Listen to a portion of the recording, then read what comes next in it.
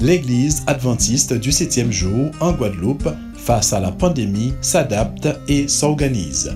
Elle appelle tous ses membres à demeurer dans la prière en faveur des malades, des soignants et des décideurs de notre pays, à maintenir le lien fraternel en prenant soin des plus âgés et des personnes isolées.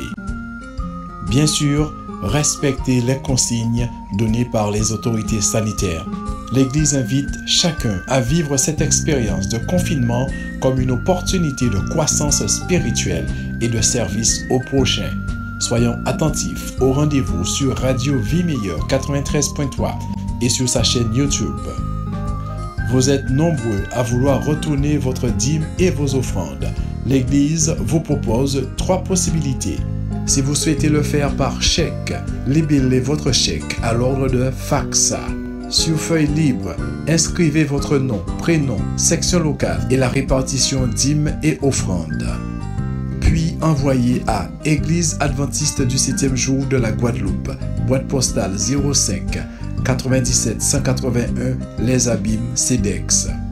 Si vous souhaitez le faire en ligne par virement bancaire, dans la rubrique bénéficiaires, enregistrez l'IBAN du compte BRED de la Fédération des Églises adventistes qui s'affiche. Une fois cette opération validée par votre banque, sous 72 heures maximum, rendez-vous dans la rubrique motif du paiement ou motivation et inscrivez votre nom, prénom, section locale et la nature de votre don, dîme ou offrande. Pour une meilleure gestion, faites un virement pour la dîme et un autre pour les offrandes. Si vous souhaitez effectuer vos dons en espèces, l'Église vous invite à vous faire connaître le plus rapidement auprès de votre pasteur, ancien ou trésorier. Pour des informations plus détaillées, rendez-vous sur www.adventiste-gp.org ou alors adressez vos questions au service trésorerie adventiste-gpe.trésor@wanadoo.fr. Alors que l'Église avance résolument vers son triomphe, rappelons-nous que nous avons tout en Christ qui est le chef de toute domination et toute autorité. Il vous est également assuré que si nous cherchons premièrement le royaume de Dieu, toutes les autres choses, mais vraiment toutes, nous seront données par-dessus. Que Dieu vous bénisse. Le Seigneur est venu sauver l'humanité,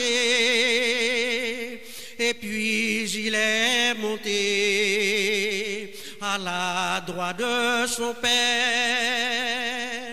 Mais il nous a promis de revenir un jour avec tous les saints anges et sa couronne de gloire. Le Seigneur est venu sauver l'humanité, et puis il est monté à la droite de son Père. Mais il nous a promis de revenir un jour avec tous les saints anges et sa couronne de gloire. Oh, quel beau jour ce sera. Le Seigneur reviendra, le Seigneur reviendra. Oh, quel beau jour ce sera. Le Seigneur reviendra, le Seigneur reviendra. Pécheurs sur cette terre, préparez-vous surtout, car il n'y a pas d'heure pour ce jour glorieux. C'est maintenant le temps pour venir à Jésus. Demain sera trop tard, la porte sera fermée. Oh, quel beau jour ce sera. Le Seigneur reviendra. Le Seigneur reviendra. Oh, quel beau jour ce sera. Le Seigneur reviendra. Le Seigneur reviendra. Le Seigneur reviendra.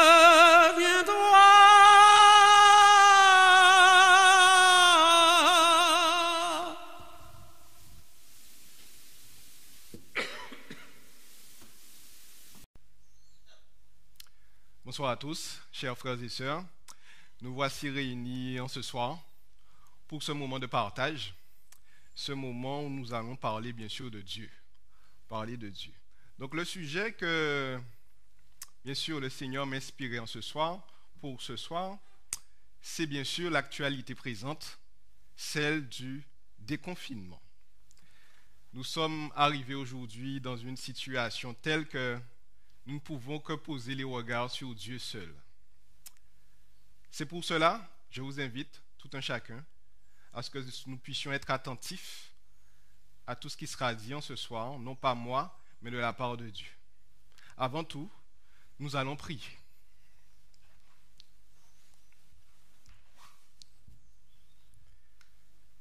Père éternel, Dieu tout-puissant, Dieu miséricordieux, Dieu trois fois saint, Papa, à cet instant incliné devant ta face bénie, Papa, nous te louons, nous t'exaltons, nous te rendons gloire. Nous savons qui tu es Dieu créateur, Dieu rédempteur, Dieu consolateur. Il n'y en a pas d'autre comme toi en haut dans les cieux et en bas sur la terre, Papa. Voici, Seigneur, ton peuple est devant ta face bénie, Seigneur.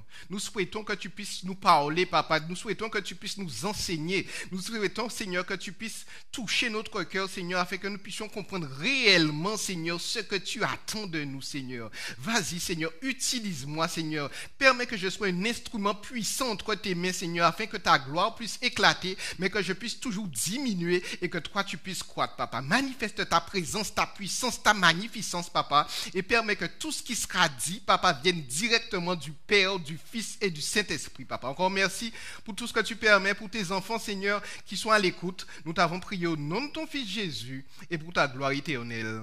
Amen. Oui, comme je le disais, le déconfinement, l'actualité présente. Alors, sans plus tarder, je vous invite à prendre votre Bible dans le Nouveau Testament, 3 Jean 1, verset 2. 3 Jean 1, verset 2. Il nous est dit, bien-aimé, je souhaite que tu prospères à tous égards et sois en bonne santé comme prospère l'état de ton âme. Je répète, bien-aimé, je souhaite que tu prospères à tous égards et sois en bonne santé comme prospère l'état de ton âme. Question. Dans quel état est ton âme? Voici la question. Dans quel état est mon âme? Dans quel état est ton âme? Est-ce qu'il y a une différence ou il y a eu une différence d'avant le confinement et après le confinement? Est-ce que ton âme est restée intacte? Ou est-ce que ton âme a pu prospérer? Est-ce que ton âme a pu s'améliorer, si je peux m'exprimer ainsi? Est-ce que le Seigneur a pu nettoyer ton âme? Durant ce confinement, ces quelques semaines, voire ces quelques mois que nous avons passé à la maison, l'activité principale, on va dire la majorité des foyers, s'est mise à faire cette activité qui est le nettoyage de la maison. Oui, on a du temps bien sûr, le temps pour nettoyer des endroits que nous avions déjà oubliés, ou peut-être qu'on n'avait pas le temps de nettoyer ces lieux, que ce soit la chambre, que ce soit la cuisine, que ce soit la salle de bain. On disait toujours, j'aurai le temps. Mais voilà que la maison, quelquefois, prenait de la poussière. Peut-être pas là où les yeux voient, comme on dit, moun ka balaye la, rien qui la zie ka voit. Mais si c'est la cuisine, derrière la cuisinière, si c'est là où il y a la machine à laver, peut-être derrière la machine à laver. On sait que nous avons passé du temps à nettoyer notre maison. Comme moi-même. Et il y a eu des surprises. Parce qu'en déplaçant la machine à laver, en déplaçant la cuisinière, on s'est trouvé surpris. Ni tout ça poussière là. Ni trois araignées là aussi. Pouh! Et c'est à ce moment-là qu'on se rend compte que finalement, la maison n'était pas si propre que ça. Et qu'elle avait vraiment besoin d'un bon nettoyage. Il a fallu ce temps de pause pour que nous puissions passer au nettoyage de la maison, pour que nous puissions nous arrêter et regarder dans quel lieu nous vivions. Ma chambre, si elle est bien nettoyée, si elle est bien rangée, si elle est poussiéreuse ou pas. Il a fallu ce temps de pause. De même que le Seigneur fait la même chose avec nous. Dans quel état est ton âme? Durant ce confinement, là aussi, le Seigneur voulait nettoyer notre âme. Est-ce qu'il y a du non-pardon dans ma vie? Le Seigneur voulait arranger ça.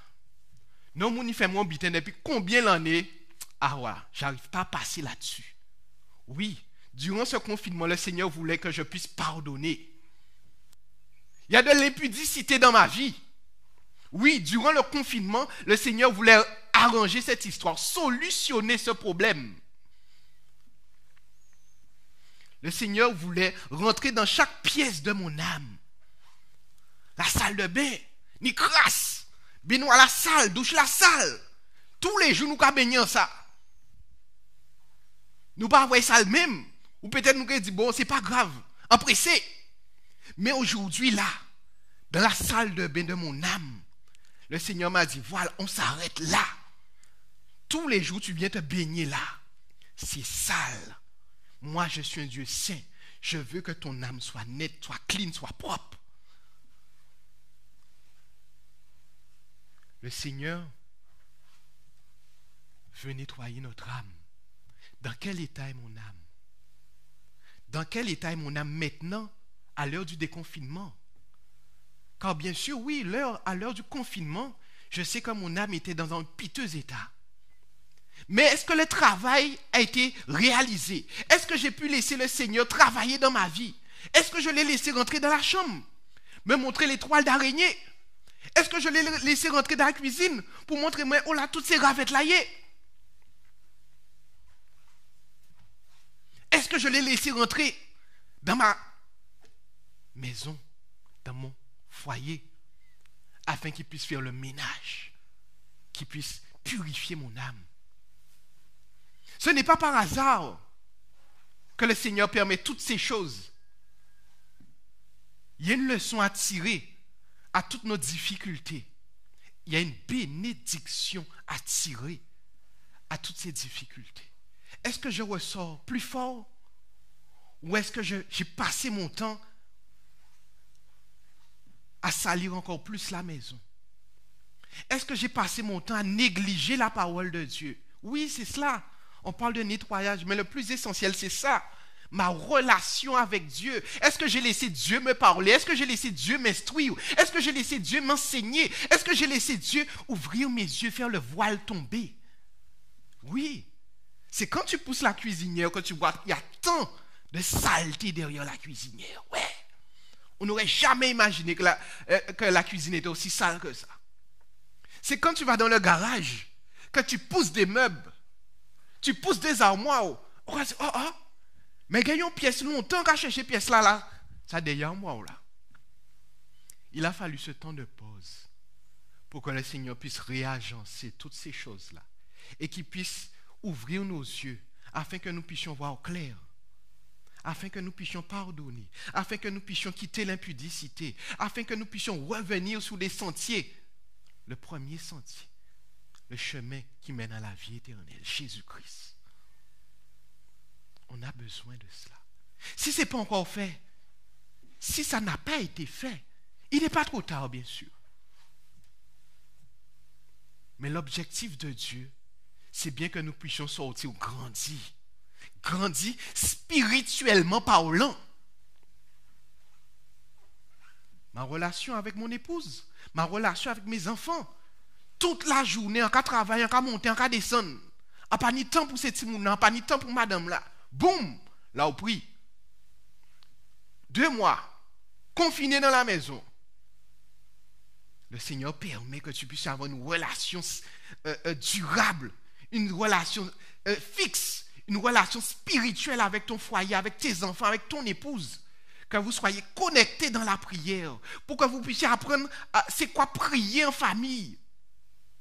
Il a permis tout cela, afin qu'il puisse nous ramener, parce qu'on était déjà parti loin, sur un sentier qui n'est pas celui de Christ.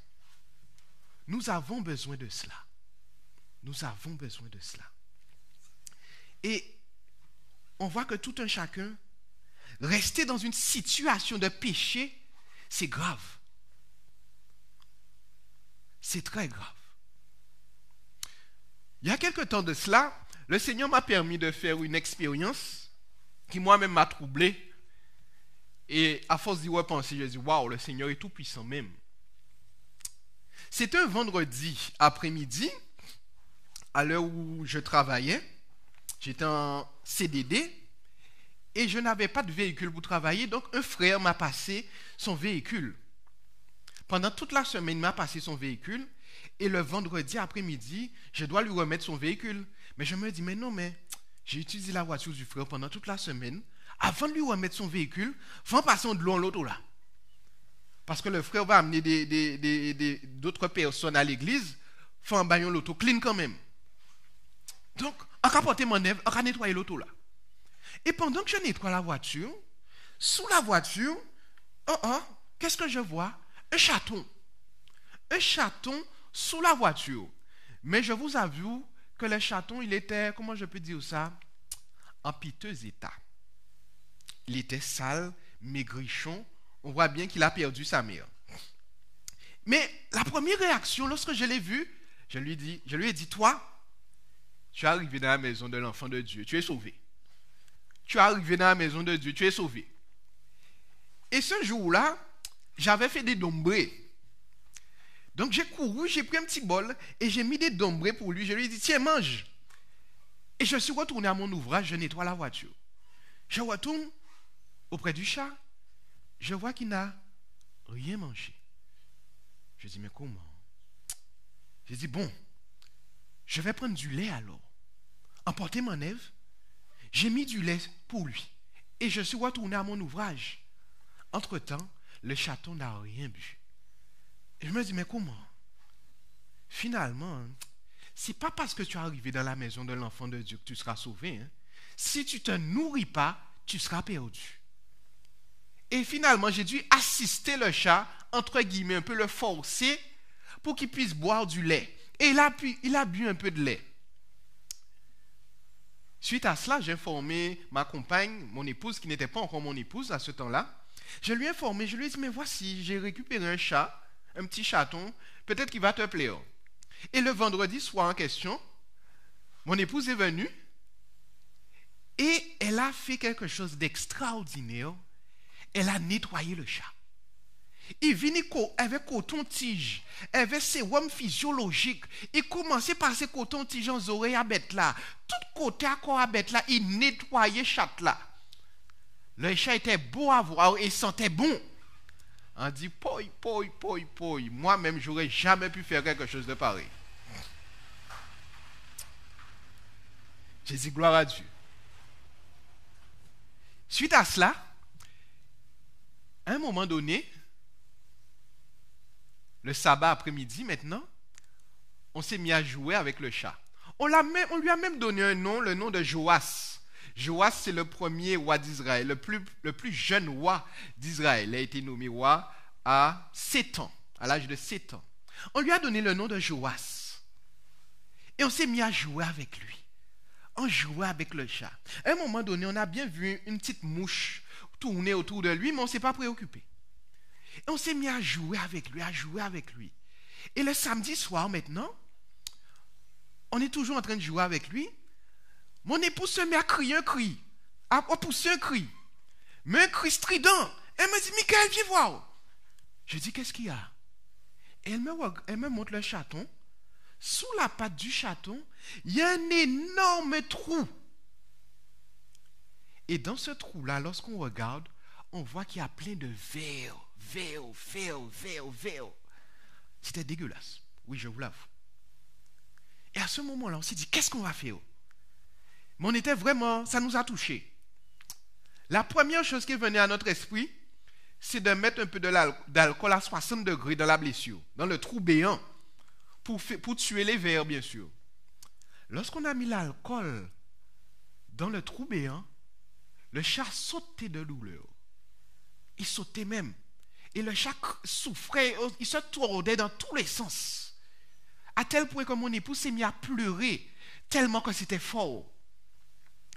Et on s'est dit, on pourra pas sauver le chat comme ça. Et elle m'a dit, Michael, amène le chat chez le vétérinaire. J'ai dit, comment? Elle m'a dit, oui, amène le chat chez le vétérinaire. Je vous avoue, à ce moment-là, je me suis mis à calculer, même. J'ai dit, le chat chez le vétérinaire, un samedi soir, un samedi déjà, en plus un samedi soir, qui veut dire un vétérinaire de garde, qui veut dire euro en plus. Messieurs, après je me suis dit, en plus, un chat que j'ai rencontré la veille, à pas poser son chat, donc on est depuis tellement de temps qu'il ça, un chat t'a rencontré la veille. J'ai dit, chérie, waouh, je ne pourrais pas faire ça. Ce que tu me demandes là, c'est trop fort. Je suis en CDD là, je ne touche pas un gros argent. Ce que tu me demandes là, c'est fort. Hein? Je lui ai dit, je ne pourrais pas faire ce sacrifice-là. Je suis désolé, chérie. Qui fait que finalement, on n'a pas amené le chat chez le vétérinaire. Vendredi soir. Le lendemain, dimanche matin, je retrouve le chat mort, la gueule grande ouverte. Je l'ai pris et je l'ai mis dans un boucan et je l'ai brûlé. Ainsi s'est terminée l'histoire. Mais vous savez ce qui est fort, hautement spirituel, c'est qu'à chaque étape de la vie du chat chez moi, le Seigneur m'a parlé. À chaque étape de la vie du chat chez moi, le Seigneur m'a parlé. Premièrement, le chat est venu chez moi. La première chose que j'ai dit, lorsque j'ai vu le chat, je lui ai dit, tu es arrivé dans la maison du fils de l'enfant de Dieu, tu es sauvé. Je lui ai donné des dombrés à manger, il n'a pas mangé. Je lui ai donné du lait à boire, il n'a pas boire. Finalement, je lui ai dit, mais ce n'est pas parce que tu es arrivé dans la maison de Dieu que tu es sauvé. Si tu ne manges pas, tu vas mourir. Hein? Le Seigneur m'a dit, Michael, tu vois ça? C'est exactement ça. Beaucoup de personnes pensent, parce qu'ils viennent à l'église, dans la maison de Dieu, ils seront sauvés. Beaucoup de personnes pensent, parce qu'ils s'asseyent sur les bancs, tous les samedis, mercredi, dimanche, ils seront sauvés. Mais le Seigneur m'a dit, mais s'ils ne se nourrissent pas, ils ne pourront pas tenir. Et regardez bien, ce n'est pas n'importe quelle nourriture pour un chaton. Le Seigneur a bien fait les choses. Premier bitan, c'est d'ombré, nourriture solide. Le Seigneur m'a dit non. Des petits chatons comme ça, quelqu'un qui sort du monde, qui vient à l'église, c'est nourriture liquide, du lait spirituel. Et malgré ça, je lui ai donné du lait, il n'a pas bu. Le Seigneur m'a dit, lorsqu'il vient à l'église, tu lui donnes du lait spirituel, mais tu dois l'assister. Tu ne dois pas le lâcher comme ça, tu dois l'assister. J'ai dit, mais c'est vrai ça. Tu dois l'assister. Deuxième point. Mon épouse est venue le vendredi soir. Elle a nettoyé le chat. Le Seigneur m'a dit, c'est ce que lui, il fait lorsque son enfant rentre dans la bergerie. Il a nettoyé, il a propreté, parce qu'il était dans le monde, il était sale. Mais lorsqu'il vient dans la maison de Dieu, le Seigneur le nettoie, le purifie, le sanctifie. Toute impureté était ici, caroté. J'ai dit, waouh! Il m'a dit, c'est l'œuvre de Christ dans la vie d'un homme qui vient à Christ. Il nettoyait, mon épouse a nettoyé le chat. Bon Dieu dit, moi, c'est ça qu'il a fait. Il a nettoyé nous. Troisième chose, excusez-moi. Sabbat après-midi, ou plutôt, oui, on avait remarqué une mouche qui tournait autour du chat. On ne s'est pas préoccupé. On a passé du temps à jouer avec le chat. Le chat est en train de s'épanouir dans la maison de Dieu. Lorsque l'enfant de Dieu retourne à la maison, il s'épanouit. Il en joie. On prend soin de lui. Il est entouré. Il trouve un père. Il trouve une mère. Parce qu'il avait perdu ses parents, ce chaton-là. Il trouve une famille dans la maison de Dieu. Et là, il peut s'épanouir. Gloire à Dieu. Quatrième point. Lorsque mon épouse s'est mise à crier, elle m'a dit, Michael, viens voir. Il y avait un trou béant. C'était une mouche qui, au préalable, tournait déjà autour du chat. Et certainement, le chat avait déjà une certaine blessure qu'on n'avait pas vue. Et la mouche a fait ce qu'elle a fait. Et il y avait plein de vers. Et les vers ont commencé à manger la chair du chat. En gros, lorsqu'on a recueilli le chat, le trou béant n'était pas comme au sabbat après-midi. Il était tout petit. Mais petit à petit, les vers ont mangé la chair du chat, qui fait que le trou est devenu énorme. Ça, le Seigneur m'a dit, ça, c'est le péché caché. On vient à Dieu, on ne lui donne pas tout. On ne lui donne pas tout. Ce chat est venu, on l'a nettoyé, mais il avait une toute petite blessure qui était cachée. Mais comme c'était une toute petite blessure, un tout petit péché, un péché mignon, on a sous-estimé ce péché-là. Mais entre-temps, les vers ont commencé à manger la chair, qui fait que le péché a commencé à grandir jusqu'à un temps où ce péché-là éclate à la vue de tous. Et à ce moment-là, on veut traiter le péché. Mais le péché a déjà pris une telle ampleur dans la vie de la personne que cette personne-là, pour pouvoir la sauver, la guérir, elle va souffrir énormément, comme le chat a souffert. Nous ne sommes pas Dieu, mon épouse et moi, on n'a pas pu sauver le chat. Le Seigneur, lui, peut sauver le pécheur, peu importe sa situation, peu importe son péché. Mais si tu joues avec le péché, si tu le laisses te dominer, sache qu'après, ce sera très difficile. Très difficile. Pas impossible, car rien n'est impossible à Dieu, mais très difficile. Cinquième point. Mon épouse me demande d'amener le chat chez le vétérinaire un samedi, week-end, et en plus un samedi soir.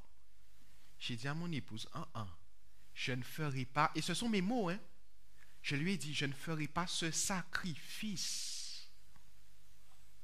Le Seigneur m'a dit, tu vois, Michael, toi, tu n'as pas fait ce sacrifice pour sauver le chat. Moi, j'ai fait ce sacrifice. J'ai dit au Seigneur, mais le chat, premièrement, il est condamné à mort. Quand je vois son état, il est condamné à mort. Et de deux, le prix à payer pour sauver ce chat-là, un week-end, soit en plus, le prix est trop élevé, Seigneur. Je ne pourrais pas payer ce prix-là.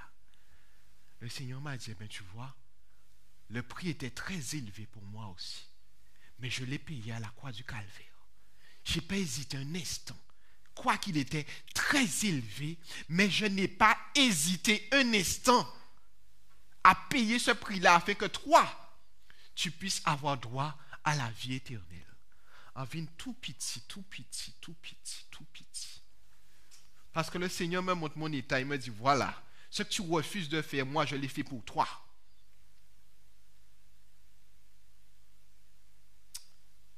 Sixième point, le Seigneur m'a montré que ça c'est l'amour. L'amour manifesté à Golgotha. Si tu n'as pas cet amour-là, tu ne pourras pas faire ça. il m'a montré que ça, c'est l'amour. L'amour qu'il a pour nous. Et c'est pour cela qu'il veut que nous puissions être changés. C'est pour cela que le Seigneur ne veut pas que nous puissions rester dans notre état actuel. Dans quel état est ton âme? Il veut que nous puissions changer. Passer une autre dimension avec lui. Ne pas rester à terre, mais passer à une autre dimension avec lui. 7e point, dernier point. Le lendemain, je trouve le chat mort chez moi. Qu'est-ce que je le fais? Je le prends et je le brûle. Je vous assure que j'ai fait toutes ces choses sans connaissance de la parole. Pas que je ne maîtrisais pas la parole de Dieu, mais j'avais aucune idée de la parole de Dieu lorsque j'ai fait ces choses. Le Seigneur m'a montré, voilà, ça c'est la suite logique du pécheur qui a refusé la grâce de Dieu, qui a joué avec le péché. C'est le feu éternel. Mais le Seigneur a attiré mon attention quand même. Il m'a dit, Michael, ton chat là, est-ce que tu es surpris qu'il soit mort? Est-ce que tu es surpris que tu retrouves le chat mort le dimanche matin? Je lui ai dit, non Seigneur, puisque le sacrifice qu'il fallait faire pour le sauver, je ne l'ai pas fait. C'est-à-dire amener le chat chez le vétérinaire. Je ne l'ai pas fait. Et il me dit, Michael, moi je suis surpris. Parce que le sacrifice qu'il fallait faire pour sauver l'humanité, je l'ai fait. Mais malgré ça, il y a des hommes qui meurent d'une mort éternelle.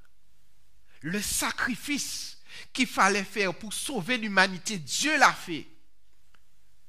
Mais malgré ça, il y a des hommes qui meurent d'une mort éternelle. Ne jouons pas avec le péché.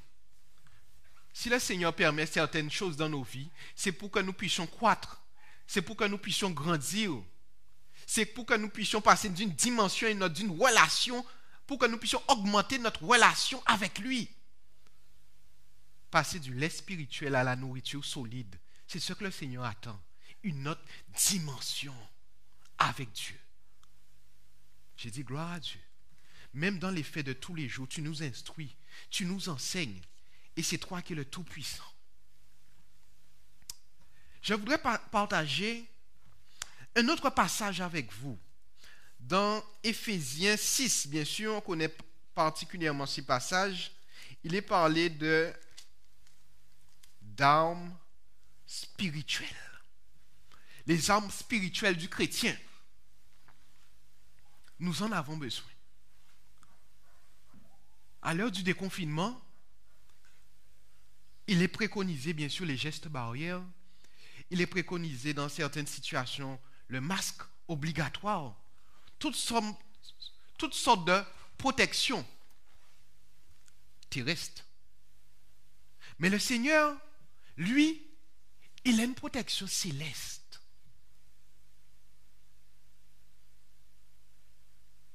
Je suis surpris comment, devant la peur, beaucoup de gens, bien sûr, à juste titre, parce que la loi nous y oblige, et la raison aussi, à ce que nous puissions nous protéger, distanciation sociale ou autre.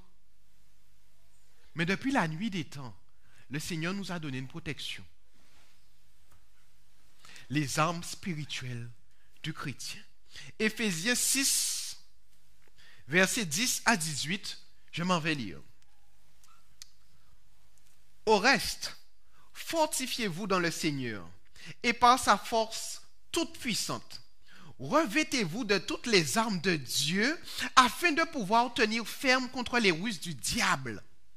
Car nous n'avons pas à lutter contre la chair et le sang, mais contre les dominations, contre les autorités, contre les princes de ce monde de ténèbres, contre les esprits méchants dans les lieux célestes. C'est pourquoi, prenez toutes les armes de Dieu afin de pouvoir résister dans les mauvais jours et tenir ferme après avoir tout surmonté. Tenez donc ferme. Ayez à vos reins la vérité pour ceinture. Revêtez la cuirasse de la justice. Mettez pour chaussure à vos pieds le zèle que donne l'évangile de paix. Prenez par-dessus tout cela le bouclier de la foi par lequel vous pourrez éteindre tous les traits enflammés du malin. Prenez aussi le casque du salut et l'épée de l'esprit qui est la parole de Dieu. Faites en tout temps par l'esprit toutes sortes de prières et de supplications. Veillez à cela avec une entière persévérance et priez pour tous les saints. Voici l'armure de Dieu. Une armure, on sait que l'armure c'est pour le combat. Et nous sommes ici dans un combat spirituel.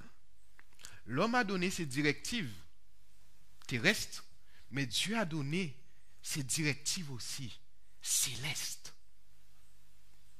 Et il nous attend là aussi là-dessus. C'est bien de faire tout ce qu'il nous demande, le port du masque,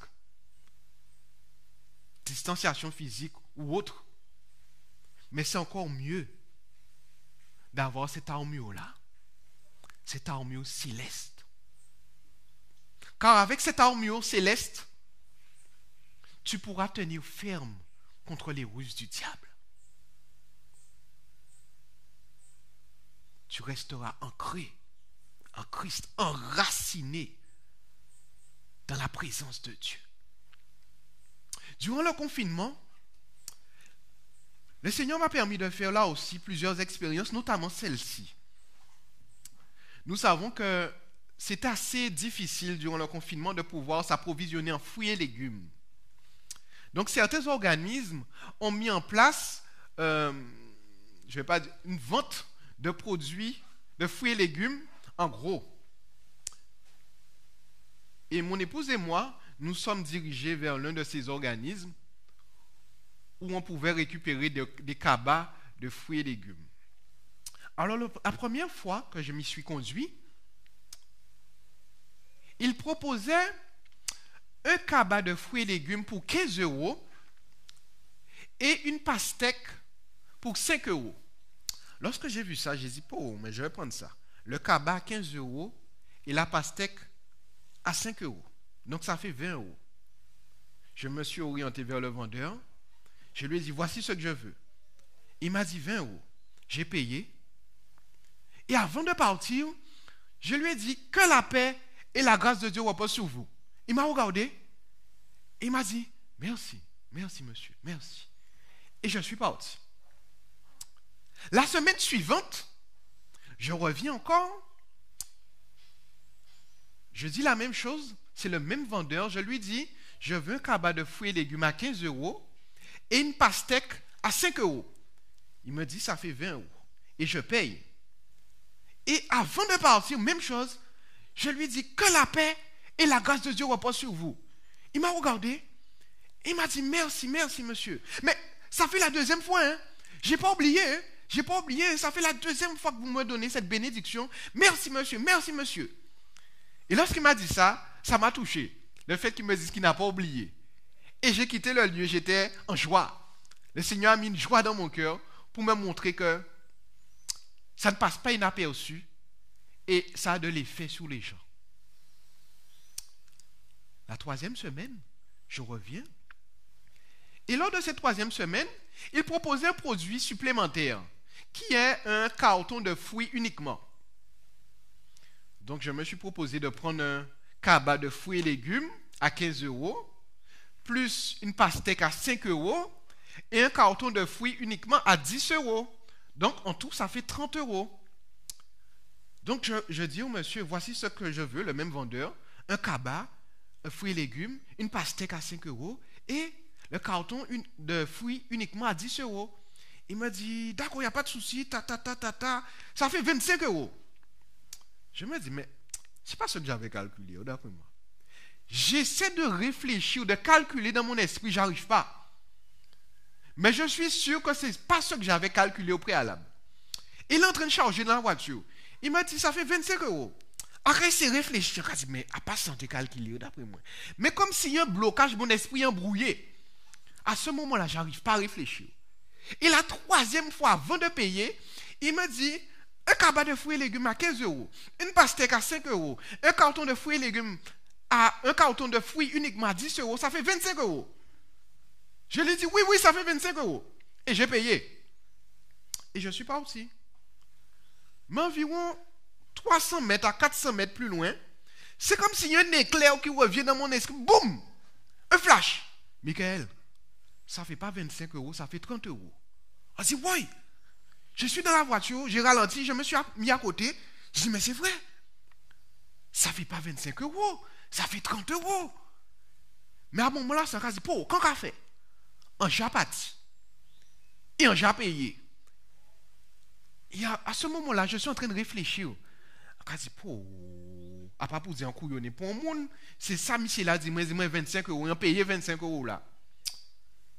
À ce moment-là, j'ai dit, Michael, tu connais l'amour de Christ, tu connais l'amour de Dieu, tu sais ce qu'il attend de toi. Et surtout, tu connais aussi Satan, comment quand tu es dans le péché, comment il te malmène. J'ai dit, je fais demi-tour. J'ai pris ma voiture, j'ai fait demi-tour. Je suis revenu auprès du vendeur, je lui ai dit, monsieur, il y a un problème de 5 euros là. Il me dit, ah bon? Il a couru à l'entrée, à l'intérieur, il allait prendre 5 euros pour me donner. Je lui ai dit, non, c'est pas vous qui me devez 5 euros, monsieur. C'est moi qui vous dois 5 euros. En fait, ça ne fait pas 25 euros, mais ça fait 30 euros. Lorsque j'ai dit ça au monsieur, il m'a regardé, il n'a pas compris. Il m'a dit, vous êtes revenu? Je dis, mais oui, l'amour de Dieu me presse, je suis obligé de revenir. Le monsieur m'a dit, mais aussi. Il m'a regardé, il m'a dit, pouh, mais tu es un bon karma, hein, toi, tu es un bon karma. Hein? Je lui ai dit, mais c'est l'amour de Dieu. Il y avait un autre collègue à lui aussi, il a entendu l'histoire, il m'a dit, pouh, mais c'est bien. Mais il m'a dit, de toute façon, monsieur, vous aurez continué, vous serez mal, hein, toute la journée, vous serez mal à l'aise, même. Je lui ai dit, oui, effectivement. Si je n'étais pas aussi comme ça, dans cet état-là, je serais mal. Et là, comme si la bénédiction que je leur donnais à chaque fois, c'était encore plus fort encore, parce que le témoignage est venu s'ajouter à cette bénédiction-là. Et là, les hommes m'ont regardé, m'ont dit, merci. Ça nous fait du bien la bénédiction que tu nous donnes, merci. Et je suis parti, bien sûr, avant de partir, je leur ai dit que la paix et la grâce de Dieu reposent sur vous. Semaine suivante, je reviens encore. Je dis, pour diable, couillonné, moi, dernière fois là, bon, calculer moi bien. Je vais prendre un cabas de fruits et légumes à 15 euros, une pastèque à 5 euros et un carton de fruits uniquement à 10 euros, ça fait 30 euros. Là, le truc est clair, clean, pas de problème. Donc, lorsque j'arrive près du même vendeur, je lui dis, je veux ça, ça fait 30 euros. Il m'a regardé, il m'a dit, non, ça fait 25 euros. On a dit, il m'a dit, monsieur, à chaque fois que vous venez, vous nous donnez une bénédiction. Et la bénédiction, ça nous fait du bien. Aujourd'hui, là, on vous offre les pastèques. Je ne dis pas vrai. Il m'a dit, oui, on vous offre les pastèques. Ou plutôt, il m'a dit, je vous offre mes pastèques. Parce que j'ai l'impression que à chaque fin de service, leur employeur leur donne des fruits qui sont restés. Et il m'a dit, ça, ce sont mes pastèques à moi, je te les offre. Et il a appelé son collègue, il lui a dit, regarde, ces pastèques-là, c'est moi qui lui donne ces pastèques-là, c'est mes pastèques, je lui donne les pastèques. Il m'a dit, non monsieur, chaque fois que vous venez, vous nous donnez une bénédiction, ça nous fait du bien. Aujourd'hui là, c'est moi qui vous donne, je vous donne 2 pastèques. D'habitude, c'est une pastèque pour 5 euros. Hein. Là, le monsieur m'a donné 2 pastèques pour rien l'argent. La semaine précédente, l'ennemi voulait me faire prendre un cabas à 30 euros, payer 25, mais en fraude. Cette semaine-là, le Seigneur m'a permis de prendre un cabas à 30 euros pour 25 euros, mais légalement. Et en plus, je n'ai pas eu une pastèque, mais j'ai eu 2 grosses pastèques. J'ai dit gloire à Dieu. Même dans le confinement, le zèle que donne l'évangile de paix, l'armure, les chaussures, elles sont là. Même dans le confinement, la vérité pour ceinture, même pour 5 euros, il faut être vrai. Il faut avoir le bouclier de la foi, le casque du salut, la cuirasse de la justice, l'épée de l'esprit. tu dois être armé, mon frère. Pas d'armes terrestres, pas d'armes charnelles, mais d'armes spirituelles. Peu importe là où tu as un témoignage à porter. Tu as un témoignage à porter. Qui tu es vraiment? Quel est l'état de ton âme? C'est là où le Seigneur nous attend. Quel est l'état de mon âme? Et le Seigneur m'a permis, durant ce confinement, de remettre beaucoup de choses en question. De me remettre en question, de remettre ma relation avec lui en question. Le Seigneur m'a dit, il veut plus de moi. Il veut plus de moi. Ce que je lui accordais, ça ne lui suffit pas. Il veut plus de moi, plus de temps à passer dans la parole, dans la prière. Plus de temps, connexion avec lui, afin que lorsque nous puissions nous retrouver dans le monde, c'est du feu. Parce que tu as emmagasiné la présence de Dieu. Tu es inondé de l'Esprit Saint. Afin que peu importe le lieu où tu passes, tu laisses des traces. Non pas les traces de Boisval Michael, mais les traces du Père, du Fils et du Saint-Esprit. Non pas moi, mais toi, Seigneur. On a un témoignage à porter. Dans le confinement et après le confinement. Dans quel état es-tu sorti durant ce confinement-là? Dans quel état est ton âme? Le Seigneur nous interpelle tout un chacun là-dessus, afin que nous puissions grandir, afin que nous puissions croître et que nous puissions porter du fruit pour la gloire de Dieu.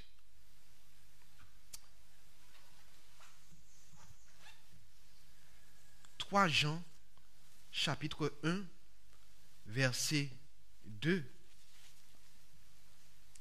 Bien-aimé, je souhaite que tu prospères à tous égards et sois en bonne santé comme prospère l'état de ton âme. Comme prospère l'état de ton âme. C'est ce que le Seigneur attend de tout un chacun de nous. Comme prospère l'état de ton âme. C'est sur cela que nous allons conclure. Et bien sûr, nous allons demander au Seigneur qu'il puisse nous diriger, qu'il puisse nous conduire. Et cela, nous allons le faire par la prière. Prions.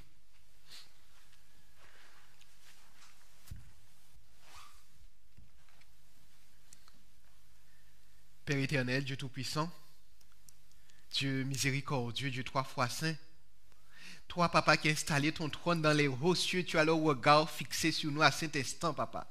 Tu es un Dieu dont la puissance est indescriptible, le trône inamovible, papa. Tu es un Dieu sans rival, sans égal. Qui peut se comparer à toi? Personne, papa. Tu es l'alpha, l'oméga, le commencement et la fin. Avant toi, il n'y avait rien. Après toi, il n'y aura rien non plus, papa. Nous te louons, nous t'exaltons pour tous tes hauts faits, pour tous tes bienfaits. Nous te louons, nous t'exaltons, Seigneur, pour le sang de Jésus qui a été versé à la croix du Calvaire. Ce sang qui nous rachète de nos péchés, de nos iniquités, Seigneur. Merci pour toutes ces grâces. Merci pour toutes ces bénédictions, papa. Nous venons aussi près de toi, Seigneur, afin que tu puisses nous pardonner nos péchés, nos souillures, nos iniquités, Seigneur. Toi-même, tu as dit que tu es un Dieu 3 fois saint. Et tu veux que nous aussi, Seigneur, nous puissions marcher dans de sainteté en sainteté, papa. Lave-nous, purifie-nous, Seigneur, car nous voulons pleinement te représenter ici-bas sur cette terre, papa. Tu nous as dit aussi, papa, méchants comme nous sommes, nous savons donner de bonnes choses à nos enfants. Donc, à plus forte raison, tu donneras le Saint-Esprit à ceux qui te le demandent. Voici, papa, nous te demandons ton Esprit Saint, Seigneur, afin que tu puisses demeurer en nous et que nous-mêmes nous puissions demeurer en toi, afin que la divinité puisse habiter dans l'humanité, papa, afin que nous soyons non conduits par la chair, mais que nous soyons conduits par l'Esprit, papa. Merci encore pour toutes choses, papa. Nous te louons, nous t'exaltons, papa. Voici tes enfants inclinés devant ta face bénie, Seigneur. Ces luttes, ces combats, ces adversités, papa. Tu vois comment notre âme, Seigneur, est quelquefois, Seigneur, empoussiérée. Tu vois comment quelquefois notre âme, Seigneur, est remplie de toiles d'araignée. Ou, Seigneur, et remplis de toutes sortes de choses qui ne te confessent pas, papa.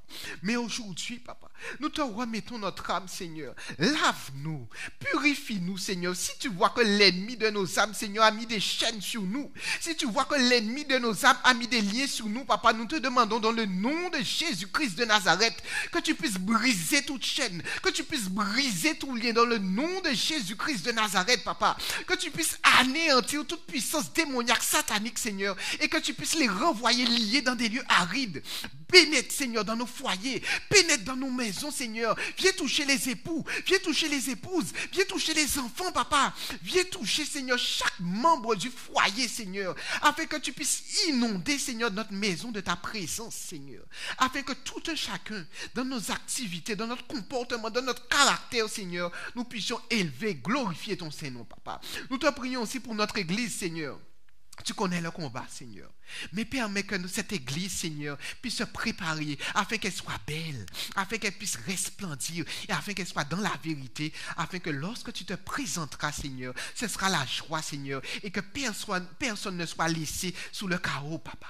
Glorifie ton Saint-Nom, papa. Tu nous as dit, évoque-moi et je vous répondrai. À cet instant, c'est toi que nous invoquons, papa. À cet instant, c'est le roi des rois que nous invoquons. À cet instant, c'est le nom et le sang de Jésus-Christ de Nazareth, papa, que nous réclamons, Seigneur, sur tout un chacun, Seigneur. Bénis-nous, Seigneur. Dirige-nous, conduis-nous, Seigneur. Lave-nous, car nous voulons élever et glorifier ton Saint-Nom, Seigneur. Accompagne-nous et permets qu'à l'heure de ce déconfinement, Seigneur, tout un chacun, Seigneur, avec les dons et les talents, Seigneur, que tu nous as donné, que nous puissions élever, glorifier ton Saint-Nom et amener, Seigneur, toute âme captive à l'obéissance de Jésus-Christ de Nazareth, papa. Béni sois-tu, veille sur chacun de nous, bénis ton Église, nous t'avons prié au nom de ton Fils Jésus et pour ta gloire éternelle. Amen.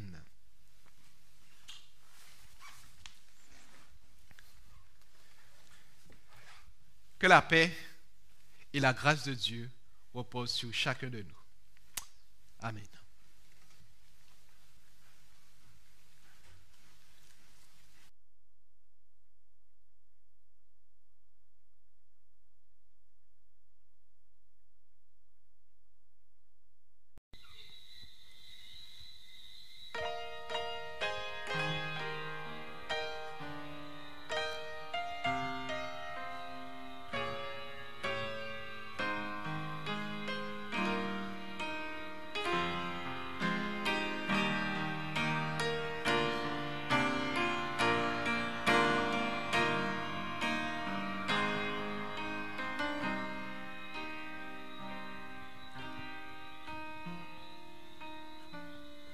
Envoie ton Esprit Saint, ton feu d'amour divin, déploie ton cœur et viens nous sauver. Délivre-nous de nous, délivre-nous de tout, ceux qui refusent en nous de t'aimer. Du sang de ton agneau, déverse en nous le flot des abondantes eaux de ton pardon. Viens inonder nos vies, restaure-nous, guéris ton Église.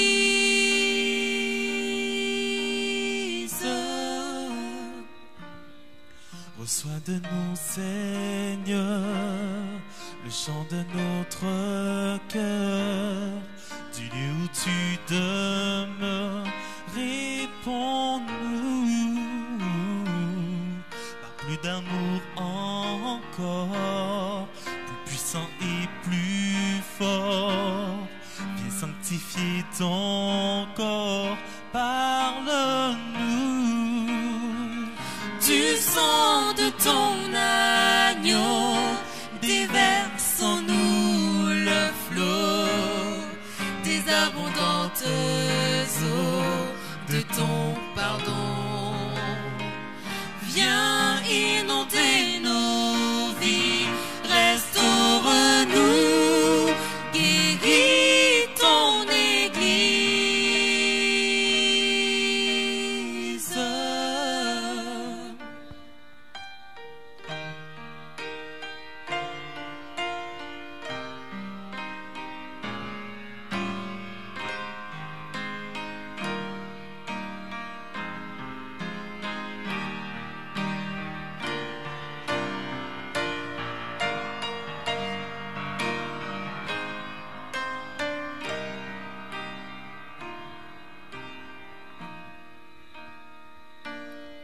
Envoie ton Esprit Saint, ton feu d'amour divin. Déploie ton cœur et viens nous sauver. Délivre-nous de nous, délivre-nous de tout ce qui refuse en nous de t'aimer. Du sang de ton agneau déverse en nous le flot des abondantes eaux de ton pardon. Viens inonder nos vies, restaure-nous, guéris ton Église.